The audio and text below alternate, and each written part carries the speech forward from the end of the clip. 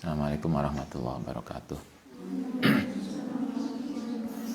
Mustafa Muhammadin sallallahu alaihi wasallam sumila sumila dirati wa jalna syaitan syaitan jalan katul muqrabin Husanila mu'alif hadha kitab Asim Ahsari sallallahu alaihi wasallam Husanila ba'ana wa umatina wa jantina wa jantina wa salma syan masyaihna Husanila mahatina laskia malang talamiti bahasati ma'alim Lillahi ta'ala lahumul fatihah Nasya'atin bismillahirrahmanirrahim Alhamdulillah rabbil alamin arrahmanirrahim maliki yaumiddin Iyyaka na'budu wa iyyaka nasta'in shiratal mustaqim Bismillahirrahmanirrahim.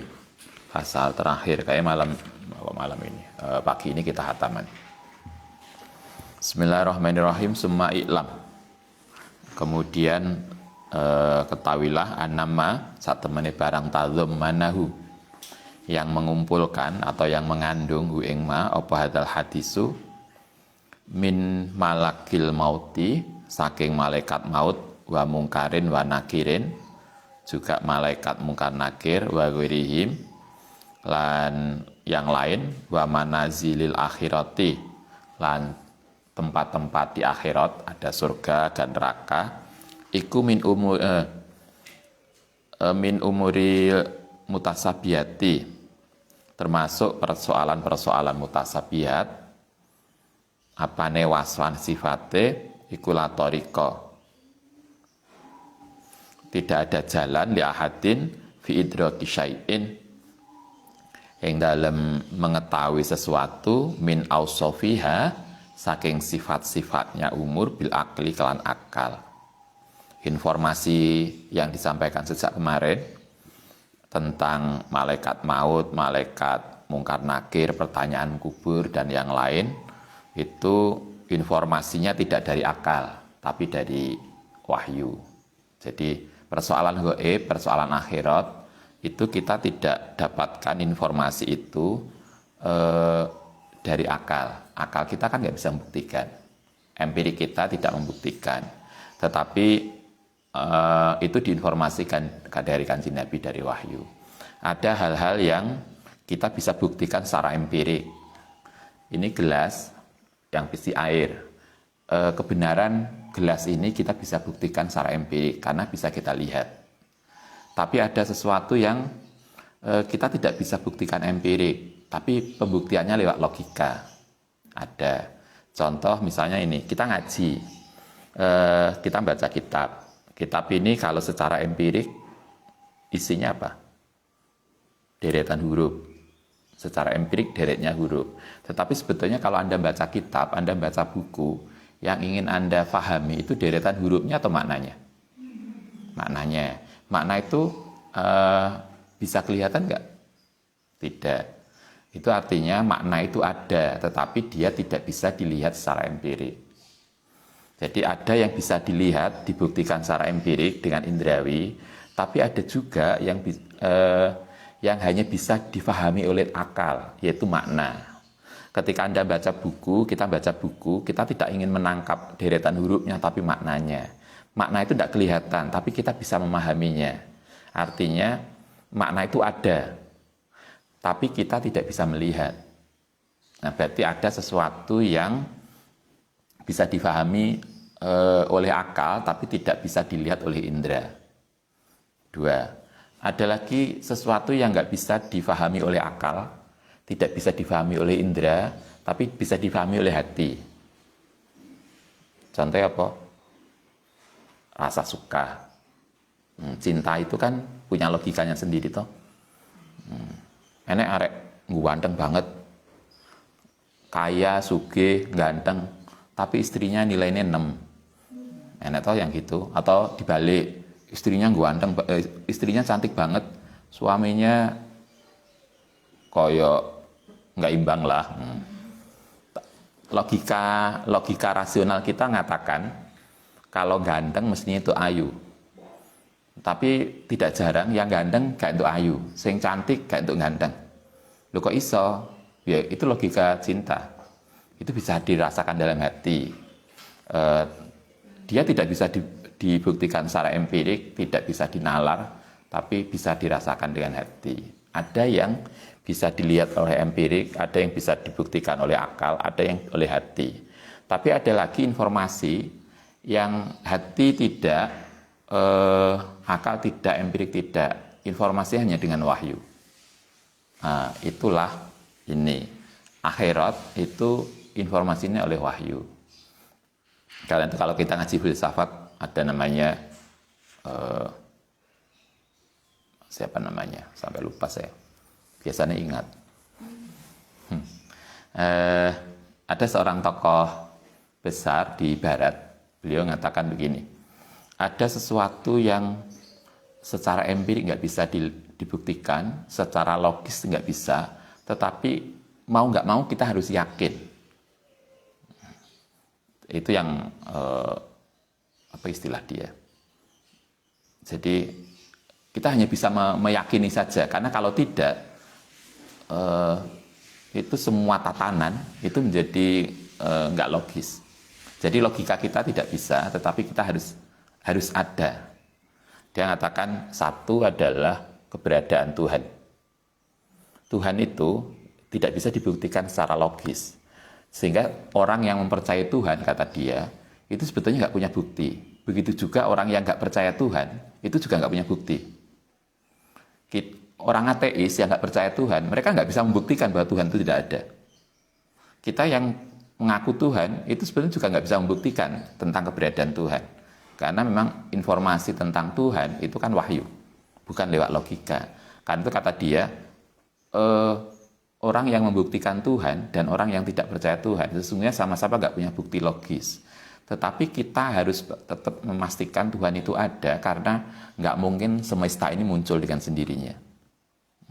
Itu kata dia satu. Yang kedua adalah, kata dia, kehidupan di akhirat. Kehidupan di akhirat itu ada nggak tidak?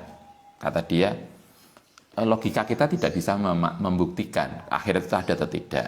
Balasan kita nanti kalau kita berbuat baik sekarang, itu nanti dibalas baik atau tidak di akhirat. Itu kata dia, itu tidak bisa dibuktikan. Tetapi kalau kita tidak percaya, maka tidak ada gunanya kita bicara tentang etika, kenapa kita harus berbuat baik. Jadi misalnya kalau Anda ngajar, kita harus berbuat jujur, kita harus berbuat baik, kita harus suka menolong pada orang lain. Itu dasarnya apa? Dasar utamanya adalah karena ada sesuatu yang walaupun tidak bisa dibuktikan secara logis, tetapi kita yakin akan ada balasan. Karena nggak ada gunanya kita nyuruh berbuat baik kalau kemudian kita tidak yakin di akhirat ada balasan. Kan sakarep-karep toh, kan sudah mati ya mati. Yang penting sekarang kan saya enak. Itu nggak logis, nggak ada artinya kita berbuat etika. Kita nggak ada artinya kita kemudian mengajarkan baik pada orang tua, baik pada orang lain. Ajaran kita itu harus baik pada orang tua, kita baik pada orang lain, kita harus membantu orang lain karena ada keyakinan bahwa apapun yang kita lakukan itu akan dibalas, dan balasan itu di akhirat. Kata dia, walaupun di akhirat itu tidak bisa kita buktikan secara logis, tapi itu harus kita yakini ada, karena itu akan menopang tentang pemikiran etika kita. Ini melihatnya bukan dari agama loh ya. Kalau agama kan kita sudah selesai. Agama kenapa harus berbuat baik? Ya karena Kanjeng Nabi merintahkan itu. Selesai. Tetapi secara filsafat dia mengatakan, lepas dari agama, dia mengatakan itu memang tidak bisa dibuktikan, tetapi kita harus meyakini ada.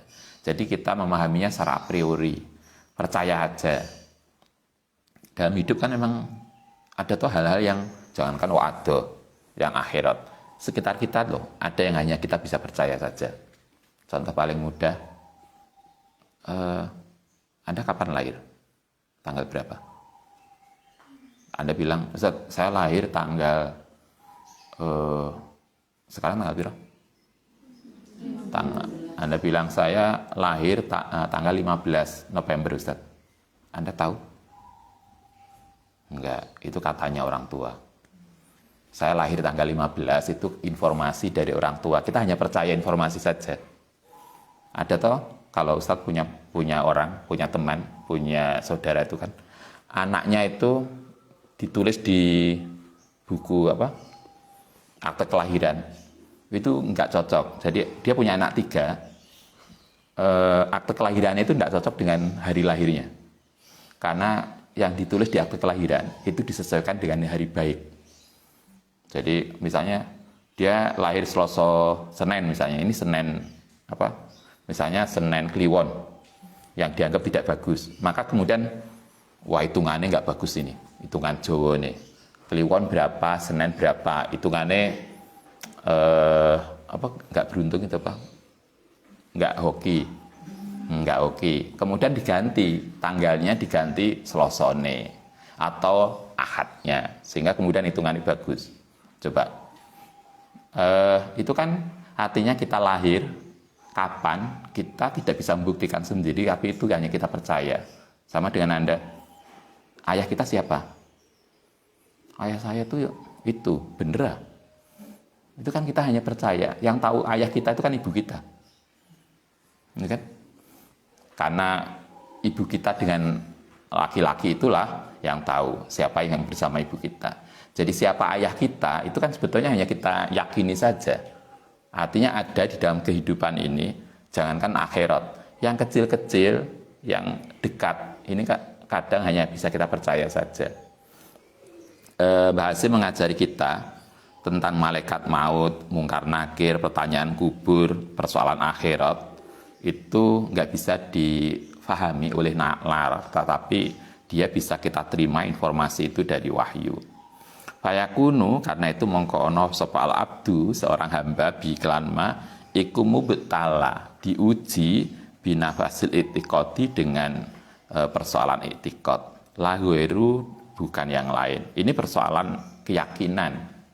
Kalau yang tadi di filsafat itu hanya persoalan yang bisa difahami secara a priori. Jadi tidak bisa dibuktikan empirik, tidak bisa dibuktikan secara logis. Kita hanya memahami secara a priori. A priori itu artinya wis percaya aja lah, nggak usah bertanya. Tuhan itu ada atau tidak, yakin aja. Akhirat itu ada atau tidak, percaya saja. Itu a priori. Kita tidak bisa membuktikan, tapi kita harus meyakini ada karena keyakinan tentang adanya Tuhan, keyakinan tentang hari pembalasan itu menopang seluruh tata kehidupan. Sehingga kita bicara filsafat etika, betapa kita harus berbuat baik, itu akan bisa difahami dengan jelas ketika kita itu disandarkan dengan keyakinan adanya Tuhan dan hari akhir. Tanpa keyakinan adanya Tuhan dan hari akhir, maka semua persoalan etika itu menjadi tidak ada gunanya. Karena itulah Tuhan dan hari akhir dalam filsafat, walaupun dia tidak bisa dibuktikan secara logis dan empirik, kita harus meyakini ada. Nah, itulah yang dia sampaikan, bahwa ada hal-hal yang secara logis dan empirik nggak bisa dibuktikan, tapi kita harus meyakini ada, karena itu untuk menopang kehidupan, sistem pemikiran. Nah, Mbah Hasyim mengatakan itu persoalan akidah, persoalan keyakinan, tidak dengan akal. Wa anal, oke, selesai, titik. Wa anna ahli sunnah, kita lanjutkan. Wa anna ahli sunnah iku ittafaku, sepakat, ittifak ala anal amwat, saat temannya orang yang sudah mati, iku yang tafiuna, bisa mengambil manfaat min sa'il ihya'i, saking usahanya orang yang hidup, bi amro ini dengan dua hal. Ahli sunnah meyakini bahwa orang mati itu masih bisa mengambil manfaat dari perilaku orang hidup. Jadi kalau dalam hadis Anda masih ingat, idza mata ibnu Adam, apa hadisnya? Idza mata ibnu Adam inqata amaluhu. Kok podo lali? Biasanya kan ingat. Oh, ini tidak biasa, Ustaz. Hadis Nabi mengatakan idza mata ibnu Adam inqata amaluhu. Kalau orang itu mati, maka seluruh perbuatannya selesai. Kita bisa paham itu. Kalau kita mati kan selesai. Kayak Anda, kalau begitu lulus, kan semua urusan kampus selesai. Nah, kalau kita mati, semua selesai. Kata Nabi, kita berhenti. Ilah salasin, kecuali 3. Artinya dalam aspek selesai, ya. Tetapi Nabi mengatakan masih ada 3. Nah, di sini Mbah Hasyim mengatakan, mengikuti hadis itu, bahwa orang yang sudah mati itu masih bisa mengambil manfaat dari orang yang hidup. Nabi mengatakan kalau orang mati amalnya selesai, tapi masih ada 3 yang bisa. Kalau Mbah Hasim itu dibagi dua. Ahaduma, salah satunya iku ma barang tasababa yang bisa menjadi sebab ilai maring ma sapa alma itu fi hayatihi, yaitu sesuatu yang telah diusahakan sebelum dia mati. Kalau Nabi, yang bagian satu ini dijelaskan oleh Nabi ada tiga. Satu adalah amal jariah. Kita masih hidup, nyumbang ke masjid, nyumbang ke madrasah, nyumbang kepada sesuatu yang bermanfaat, itu jariah. Kalau bahasa kita apa?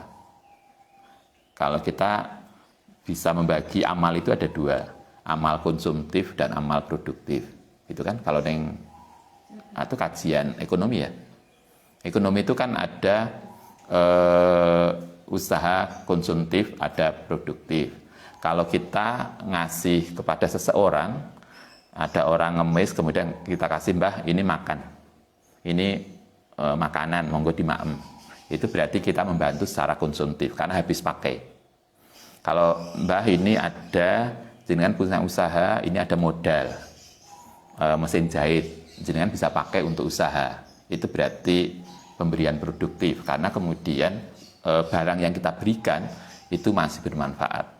Nah, amal kita juga begitu. Amal itu ada yang amal sekali pakai. Kalau kita sholat, Anda sholat rajin tahajud, itu konsumtif, itu hanya sekali pakai. Setelah sholat kan selesai. Nah, kalau amal jariah, itu amal yang produktif. Kita bangun masjid, bangun madrasah, Anda nyumbang sesuatu, maka itu produktif karena dia tetap memberikan manfaat. Nah, apa yang diinginkan oleh Nabi adalah kalau kita pengen amal kita tetap berkembang, lakukanlah amal-amal yang produktif, tidak konsumtif. Sehingga orang yang baik itu bukan orang yang rajin sholat malam, tapi sesungguhnya yang paling baik adalah orang yang memberikan kemanfaatan pada orang lain. Sehingga manfaat itu akan tetap ada, sehingga kalau kita mati, kita masih dapat kiriman. Nah, satu amal jariah. Kan itu Ustaz sering mengatakan, kalau Anda lewat masjid, jangan pernah tidak memasukkan amal di kotak amal. Semoga itu menjadi jariah kita untuk masjid. Jangan kok yang perjalanan mampir masjid lah. Apa? Lumayan, toiletnya gratis. Loh, mampir masjid toilet gratis. Nah, terus yang bangun masjid itu siapa? Kalau kita hanya numpang. Karena itu kan Ustadz sering mengatakan, kita mampir masjid, jangan lupa kita masukkan kotak amal. Berapa kotak amal yang harus kita masukkan, itu kita bisa hitung. Ustaz sering mengatakan misalnya gini, kalau Ustaz pulang, nggak kendaraan, yang pulang itu Ustaz, ibu, sama anak-anak. Anak-anak itu berapa? 4 ya? 4. Kadang lupa, kira ya anaknya. 4 berarti kita berenam, tambah sante 1. Berarti berapa? 7. Ada 7 orang. Kita perjalanan lewat masjid. Kalau 7, biasanya kalau kita ke masjid, semua ke toilet. Gitu kan? Coba, kalau kita naik di pom bensin, di SPBU, bayar toilet berapa? 2.000. Berarti kan kita 2.000 kali 7. 7 kali 2, 14.000 toh. Parkirnya 3.000 kalau mobil. Berarti kan 14.000 plus 3.000. Berapa? 17.000. 17.000 itu belum, kita biasanya kalau ke masjid buka jajan, buka apa. Berarti kita butuh bayar kebersihan 3.000. Berarti 20.000. Artinya sekali kita lewat masjid dengan satu kendaraan, itu berarti minimal kita mengeluarkan uang 20.000. 20.000 untuk dimasukkan amal itu belum amal kita. Itu baru bayar untuk toilet, kebersihan, dan parkir. Nah, amal kita ke kotak masjid berapa? Karena itu kan tidak boleh kemudian kalau kita sak kendaraan, kemudian memasukkan kotak amal hanya 10.000. Karena itu berarti kita telah memanfaatkan orang lain untuk kepentingan pribadi. Mestinya kan harus begitu, minimal 20.000 plus amalnya, misalnya 20.000. Kan berarti minimal 40.000. yang harus kita masukkan kotak amal masjid. Sehingga kita wis masukkan kotak amal ya. Oh, sudah, piro 10.000, kata akan 10.000. Padahal diutang kita. Karena kita masih memanfaatkan masjid untuk kepentingan pribadi kita. Karena kalau kita di SPBU kurang gitu kan. Maksud saya, iki podo-podo bayare, podo-podo ngeluarkan uang daripada ke SPBU yang itu konsumtif karena akan dipakai oleh tim kebersihan untuk konsumsi. Kan lebih baik kita masukkan kotak amal masjid. Nah, maksudnya begitulah. Sehingga berapa kita harus memasukkan kotak amal kalau kita mampir masjid itu bisa kita hitung. Sehingga kemudian jangan sampai kita kurang dari itu. Nah, mestinya itu. Itu cara mikirnya. Itu amal jariah. Kedua, anak yang soleh. Marilah kita belum jadi orang tua. Tapi marilah kita meyakinkan diri kita masing-masing. Semoga kita menjadi anak yang soleh untuk orang tua kita. Sehingga kalau kita berusaha menjadi anak yang soleh untuk orang tua, insya Allah kita akan diberi anak soleh untuk kita. Kanjeng Nabi kan jelas banget ngendikannya beliau. Nabi pernah mengatakan dalam hadisnya, hormatilah orang tuamu, maka kau akan dihormati anakmu. Jadi kalau kita ingin anak kita itu baik pada kita, yakinkan diri kita bahwa kita telah berbuat baik pada orang tua kita. Kalau kita tidak berbuat baik pada orang tua kita, yakinlah itu akan terbalas. Anak-anak kita sangat mungkin kemudian bulat untuk kita. Itu kan akan balik. Itu kedua, anak. Yang ketiga adalah au ilmun yuntafa'u bi, ilmu yang dimanfaatkan. Karena itu kan kalau dulu Mbah Yahya di Gading, Mbah Wahab di Tambak Beras, salah satu pesannya kan beliau mengatakan santri itu harus ngajar. Kenapa harus ngajar apapun? Anda boleh bekerja menjadi pedagang, Anda boleh jadi bisnis atau apapun, tapi jangan pernah lupakan untuk ngajar. Kenapa harus ngajar? Bu TPQ, bu apa? Atau Anda ngajar yang lain yang itu sebagai pengabdian kita. Kenapa harus begitu? Karena kita berharap ngajar itu menjadi ilmun yuntafa'u bih. Sehingga walaupun kita mati, anak-anak yang kita ajar itu masih mengembangkan dan kita masih mendapatkan jariahnya. Saya punya teman kakak kelas di Jogja, dia hebat, kerapiak, santri kerapiak, kakak kelas dulu. Coba, dia S2-nya di Amerika, S3-nya di Eropa. Rumahnya dekat pondok. Dia luar biasa, sering ke luar negeri. Lalu mulai, dia ngetik TPQ di rumahnya. Jadi lalu sore, ngajar TPQ. Di rumahnya nggak ada pengajian TPQ. Ketika kita datang, tahu mas, kok Cik Koper, alumni luar negeri kok yang ngajar TPQ. Kata dia, ini pengabdian saya. Coba, Anda bisa begitu.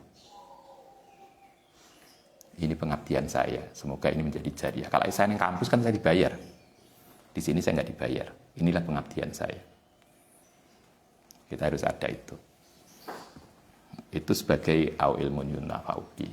Nah, ini 3 tadi, kata Mbah Hasim itu masuk pada kategori pertama. Bahwa orang yang mati itu masih bisa mendapatkan manfaat dari orang yang hidup. Satu, dengan 2 alasan. Yang pertama adalah apa yang diusahakan ketika dia masih hidup, yaitu ilmun yang manfaat atau anak soleh atau amal jariah. Wasani, utai yang kedua, ikut du'aul muslimin, yaitu dungane orang muslim. Istighfaruhum, yang atau oleh mintakan ampun sapa orang muslim lahu kediman.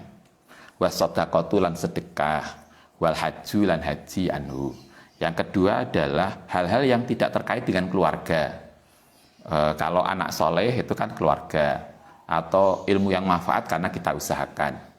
Ini kita nggak kenal, nggak apa, kemudian ada orang yang sedekah untuk kita. Atau kita habis sholat, kita kan setiap habis sholat kan kita kirim Fatihah kepada semua orang Islam. Nah, berarti kan kita kirim sedekah, itu akan nyampe juga, walaupun tidak ada hubungan apapun. Karena itu kalau lewat biasanya Ustaz gini, kalau kita nindalan kemudian lewat kuburan, kita dalam hati mengatakan saya baca Fatihah untuk semua ahli kubur yang ada di situ, Al-Fatihah. Kita nggak ada hubungan dengan dia, tapi kita kemudian ngirim Fatihah untuk dia. Maka itu pun kalau menurut kitab ini itu manut yang model kedua, yang nggak diusahakan oleh mayit, tidak ada hubungan dengan mayit, tapi kemudian kita ngasih, itu pun akan sampai. Wahtalafu lan berbeda pendapat sapa ulama bil ibadati dalam ibadah al-badaniyati kang bangsa badan kasaumi. Nah, sekarang bagaimana kalau kita puasa? Wa sholati lan salat, wa qiraatil qur'ani wa dzikri. Kalau kita salat, poso misalnya Anda poso Senin Kamis, kemudian ya Allah, pahala poso Senin Kamis saya kirimkan kepada almarhum bapak saya. Atau Anda maca Quran, begitu hatam maca Quran, ya Allah, pahala maca Quran saya, hataman saya kirimkan ke orang tua saya yang wafat. Nyampe enggak itu? Bisa enggak? Fadhahabba, mongko berpendapat sapa jumhur salafi, jumhur ulama, mayoritas ulama itu menyampaikan ila wusuliha, itu pendapatnya bisa sampai. Jadi kalau kita maca Fatihah, kita istighosah, kita tahlilan, kemudian kita kirim kepada orang yang kita tidak punya hubungan keluarga, itu tetap bisa. Menurut mayoritas ulama itu wusul, bisa sampai. Wadhahaba lan berpendapat sapa ba'du ahli bid'ati, tapi sebagian orang-orang yang dianggap bid'ah ila adami wusuli syai'in. Kalau sebagian orang Wahabi yang biasa suka membid'atkan orang, mereka mengatakan itu tidak sampai. Jadi doa, Fatihah, macam-macam, maca Yasin nggak sampai ke alam kubur. Sehingga Anda ingat toh, ada orang-orang yang mati ya wis mati, karena amal jariah selesai, nggak usah ditahlili, karena nggak sampai. Ada yang pendapat begitu. Tapi mayoritas ulama mengatakan sampai. La du'ai, nggak ada doa, wala ghairihi. Doa, tahlil, Yasin nggak ada gunanya. Itu menurut kelompok-kelompok tadi yang suka membid'ahkan. Wa qaluhu, utawi pendapatnya mereka iku mardudatun, tertolak bil kitabi was sunnah. Tapi menurut Mbah Hasim, mayoritas ulama mengatakan boleh. Karena itu pendapat kelompok yang suka bid'ah tadi, pendapat mereka itu tidak sejalan dengan apa yang diajarkan dalam Al-Quran dan Sunnah. Wa istidlaluhu, utai alasan mereka, dalil mereka, sebagian orang ahli bid'ah itu mengatakan dalil kenapa kita tidak sampai amalnya, dasarnya ayat ini. Wa in laisa wa inna laisa lil insani illa masa'a.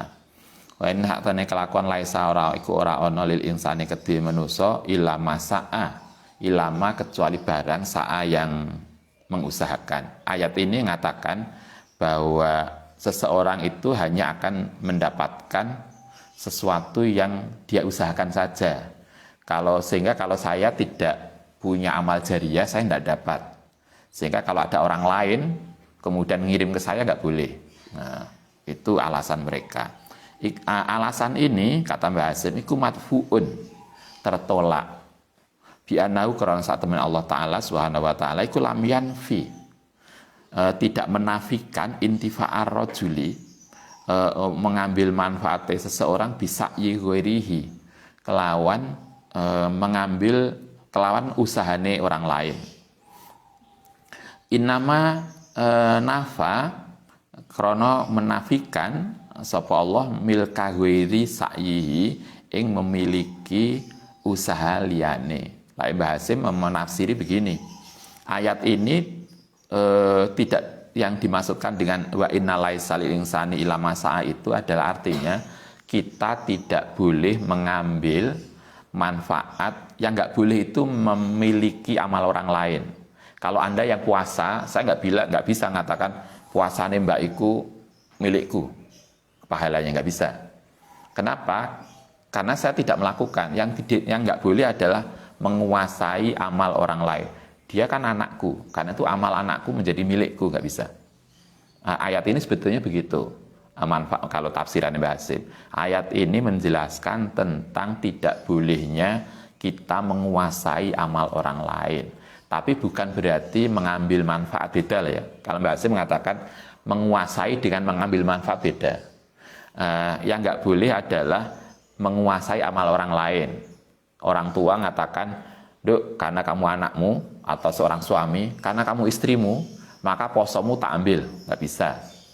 Itu nggak boleh. Tapi yang boleh adalah saya anak, saya poso sebagai penghormatan saya, kebaktian saya pada orang tua, amal puasa saya berikan pada orang tua. Itu boleh.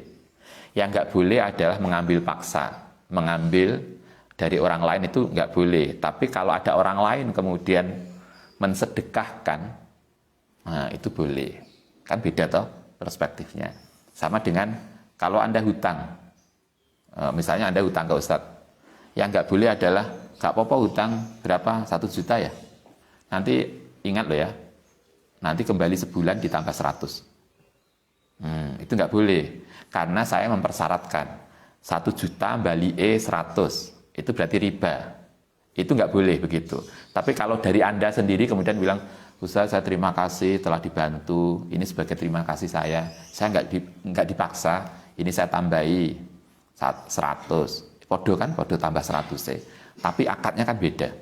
Yang satu dipaksa dari saya, maka tidak boleh, karena itu akan riba. Tapi kalau Anda sendiri kan boleh. Saya sebagai terima kasih saya ngasih. Nah itu boleh. Nah, ayat ini sama dengan itu. Mbak Hasim kalau menafsirkan ayat ini yang tidak seperti yang difahami oleh orang-orang bid'ah. Yang kalau ini nggak boleh, bukan itu. Ayat ini mengatakan, dimaknai adalah yang nggak boleh itu kita mengambil amal orang lain.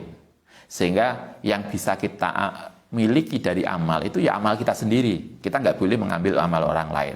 Tapi kalau orang lain kemudian dengan sukarela memberikan pahalanya, maka itu boleh. Sehingga kalau Anda misalnya sholat malam, kemudian kita ingat orang tua, kemudian kita bilang, ya Allah, ini malam Jumat, biasanya malam Jumat itu orang ahli kubur berharap macam-macam. Ini sholat malam saya sampaikan pahalanya untuk abah saya yang wafat. Maka itu bisa. Tapi kalau abah kita, semua anakku kirim ke sana, tak ambil 10%-an sebagai kebaktian dia kepada orang itu, ya nggak bisa.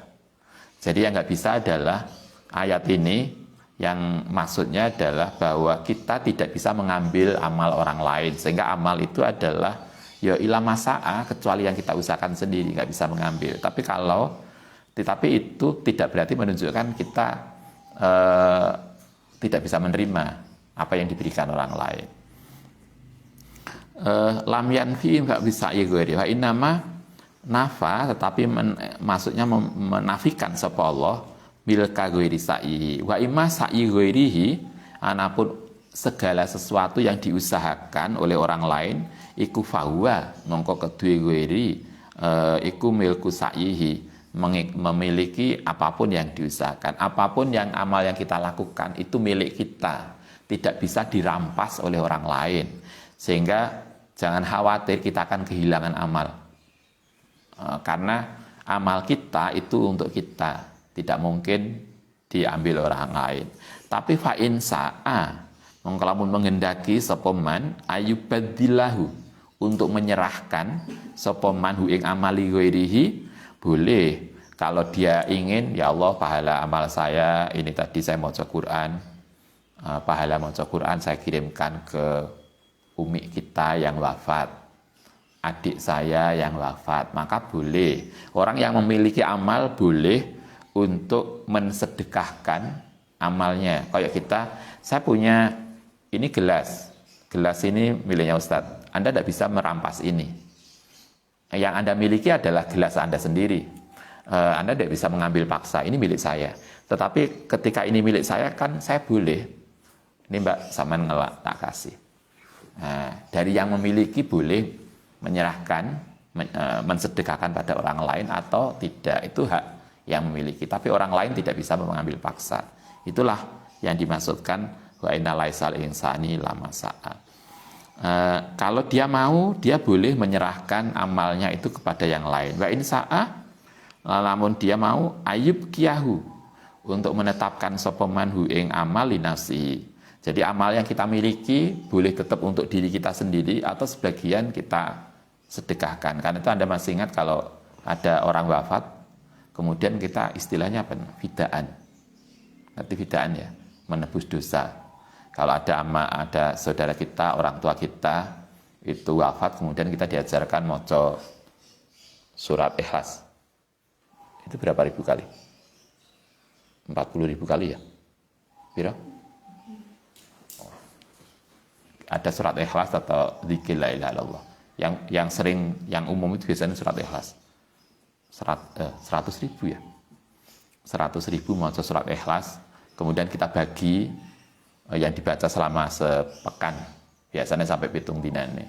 Nanti pada 7 hari setelah dihitung semalam dapat berapa, orang berapa, kemudian kali 7. Ketika 7 hari, kemudian itu ada hadisnya, ada dasarnya. Jadi kita fidaan nebus. Nah, kemudian setelah 7 hari kita bilang, ya Allah, ini pahala baca surat Ikhlas yang kita lakukan bareng-bareng. Ini kita gunakan untuk menebus kesalahan orang tua kita yang wafat. Itu namanya fida. Fida itu tebusan. Sehingga kemudian kita berharap orang tua kita yang wafat itu kalau punya kesalahan diampuni dosanya. Kalau punya sesuatu yang kurang bisa dimaafkan oleh Allah Subhanahu wa taala. Itu dengan surat Ikhlas. Nah, fida ini ketika Anda baca surat Ikhlas itu bisa untuk diri kita sendiri. Jadi atau untuk orang lain. Karena itu kita kalau dulu di pondok diajarkan kita itu hendaknya punya fida. Fida itu tebusan dengan baca surat Ikhlas. Kalau mau surat Ikhlas 100.000 itu kan kita bisa cicil. Misalnya setiap habis sholat kita mau surat Ikhlas berapa biasanya? Katakanlah 25. Kalau 25 setiap habis sholat berarti sehari semalam ada, atau kalau kita mau 20 ya, berarti sehari semalam ada 100 kali. 100 kali kita butuh berapa hari untuk sampai 100.000? Nah, sehingga Anda bisa hitung. Nanti pada akhir setelah selesai kita bisa berdoa, ya Allah, saya sudah membaca surat Ikhlas 100.000 kali. Ini pahala membaca surat Ikhlas ini sebagai simpanan saya nanti kalau saya wafat. Itu bisa. Jadi kita sudah punya bahasa kita tabungan. Dan banyak riwayat fadilah maca surat Ikhlas. Surat Ikhlas 100.000 kali tadi bisa kita untuk kita sendiri atau kita maca untuk keluarga kita yang wafat. 100.000 bisa dicicil. Sehingga kalau setiap habis sholat itu 20, sehari semalam 100 kali, berarti 100.000 kali dibagi 100. Itu perlu berapa hari? Mungkin berapa hari itu butuhnya? 100 kali, pokoknya 100.000 dibagi 100 kali, mungkin beberapa tahun ya, mungkin butuh beberapa tahun. Kalau saulan biasanya berapa Anda bisa maca? Kan bisa tetap toh, nah, sholat nggak boleh, tapi kan maca itu kan boleh sebagai wiridan. Nanti berarti butuh beberapa tahun. Nanti kalau kita istiqomah itu nanti akhirnya kita bisa begitu. Itu sebagai fida kita sendiri-sendiri. Kita boleh itu untuk kita sendiri atau untuk orang lain. Bahwa subhanahu wa ta'ala, karena itulah dalam ayat tadi Allah tidak mengatakan layakul. Tidak ngendika sapa Allah annahu layang tafi'u. Annahu sedene rajul iku layang tafi'u, tidak mengambil manfaat. Illa. Jadi ayatnya tidak laisal insa ini mestinya kalau memang tidak mengambil manfaat itu ayatnya adalah layang tafi'u illa bima sya'a. Tapi ayat tadi tidak mengatakan layang tafi'u. Ayat tadi mengatakan laisa illa masa'a. Itu artinya pemahamannya beda. Mayoritas ulama itu memahami ayat itu dengan pemahaman seperti tadi. Sementara kalau sebagian orang yang suka membid'ahkan orang lain itu memahaminya beda. Karena itulah kemudian mayoritas ulama membolehkan. Wahada utai ini ku akhirul kitab, akhir kitab. Wallahu a'lam bissawab. Wa ilahi lan maring Allah al marja'u tempat kembali, wal ma'abu lan tempat kembali. Wa huwa utai Allah iku hasbi yang menyukupi sapa Allah bi ing kita. Wa nikmal wakilan sebaik-baiknya sandaran. Allah itu adalah yang mencukupi kita dan sebaik-baiknya kita menyandarkan diri itu kepada Allah Subhanahu wa taala. Wala haula wala quwata illa billahil aliyil azim. Wa sallallahu ala sayyidina Muhammadin wa ala alihi wa sahbihi ajmain. Alhamdulillahirabbil alamin. Alhamdulillah kita selesai. Semoga yang kita kaji mulai awal kemarin manfaat untuk kita dan itu bisa menjaga kita, perilaku kita dari sesuatu yang nggak baik. Al-Fatihah. Bismillahirrahmanirrahim.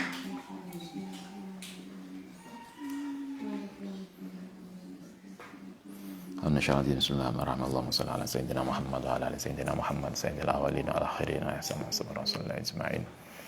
Allahumma arzuqna ilman nafi'a wa amalan maqbulan wa asma rahmatika wa rahmah. Allahumma yassir lana umurana wa asna asatana wa sahih asatana wa nawwir qulubana bi hidayatika bi rahmatika wa rahmah. Rabbana hab lana min azwajina wa dhurriyyatina qurrata a'yun waj'alna lil muttaqina imama. Rabbana atina fid dunya hasanah wa fil akhirati hasanah wa qina adzabannar. Sallallahu ala sayyidina Muhammad subhana rabbil izzati amma yasifun. Alhamdulillah. Al-Fatihah.